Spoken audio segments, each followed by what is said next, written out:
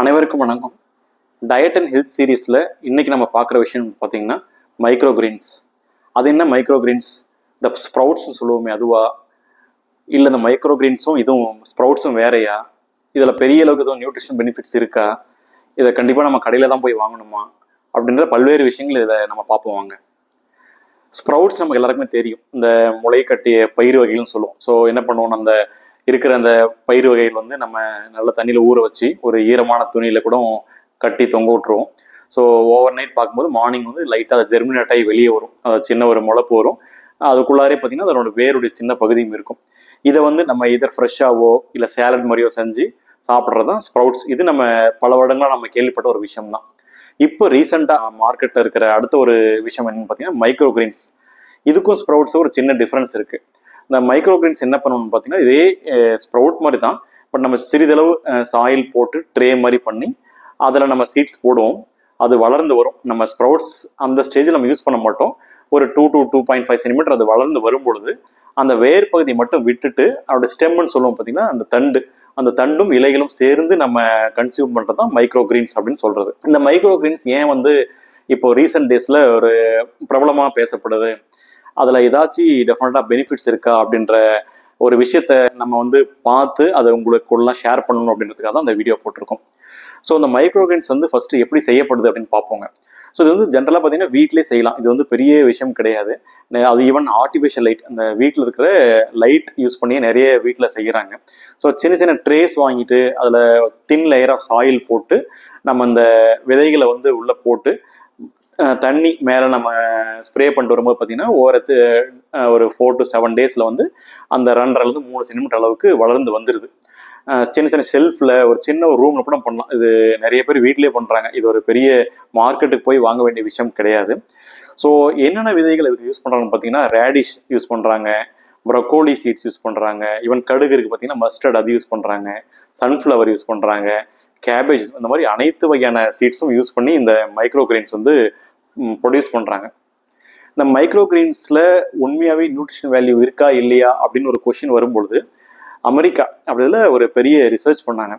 அந்த ரிசர்ச்சில் என்ன 2 விஷயம் மெயினாக ஆராய்ச்சி பண்ணாங்க அப்படின்னு பார்த்தீங்கன்னா, அந்த ஸ்ப்ரவுட்ஸ் சொன்ன பார்த்தீங்களா, உதாரணத்துக்கு இந்த ப்ராக்கோலியோட ஸ்ப்ரவுட்டும் அந்த ஒரிஜினல் ப்ராக்கோலி நம்ம மார்க்கெட்டில் இப்போ வாங்கி யூஸ் பண்ணுறோம் பார்த்தீங்களா, அந்த 2த்துடைய நியூட்ரிஷன் வேல்யூ எப்படி இருக்குது, இதில் கம்மியாக இருக்கா, அதில் கம்மியாக இருக்கா, எதில் வந்து உங்களுக்கு நியூட்ரிஷன் வேல்யூ கூடுதலாக இருக்குது அப்படின்றது அனைத்து வகையான மைக்ரோகிரீன்ஸும் செக் பண்ணியிருக்காங்க. ஸ்டார்டிங் ஃப்ரம் ப்ரொக்கோலியிலிருந்து, மஸ்டர்ட்லேருந்து, ரேடிஷ்லேருந்து எல்லாத்தையுமே செக் பண்ணியிருக்காங்க. இதில் வந்து ரிசல்ட்ஸை பார்த்தீங்கன்னா ரொம்ப ரொம்ப ஒரு ஆச்சரியப்பட வேண்டிய விஷயமாக ரிசர்ச்சாக இருக்கும்.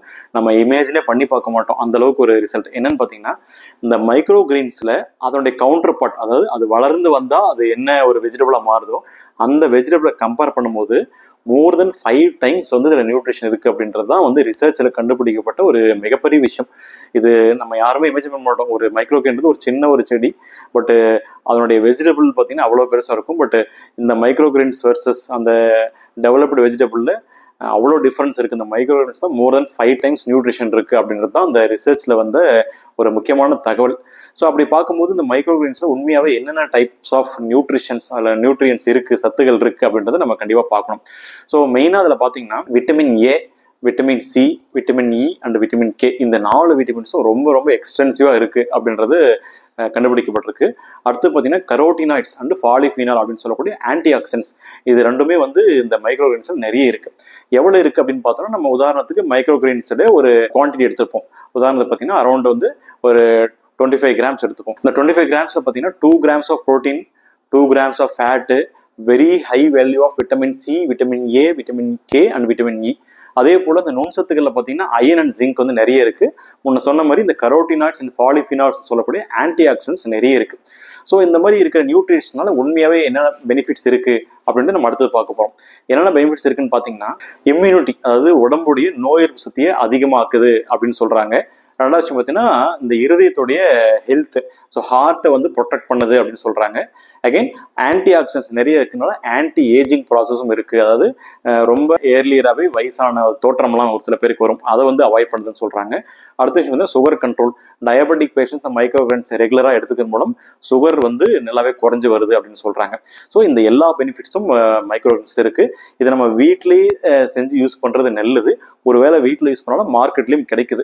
பட் அதில் என்ன ஒரு முக்கியமான விஷயம் அப்படின்னா, மார்க்கெட்ல கிடைக்கிறது வந்து நம்ம அதை ஹார்வெஸ்ட் பண்ணி ஒரு 2 to 3 days கழிச்சு நம்ம யூஸ் பண்ணோம்னா அந்த நியூட்ரிஷன் வேல்யூஸ் நல்லாவே குறையுது. ஸோ அதனால ஃப்ரெஷ்ஷாக கிடைக்குதுன்னா மார்க்கெட்ஸ்ல வாங்கி பண்ணலாம். அப்படி இல்லைன்னா ரொம்ப சிறிதளவுக்கு, அதாவது நம்ம யூஸ் பண்ற அளவுக்கு வீட்டிலே கூட சின்ன சின்ன ட்ரேல வந்து நம்ம லைட்டு கடையிலே கூட வச்சு நம்ம ப்ரிப்பேர் பண்ணலாம்.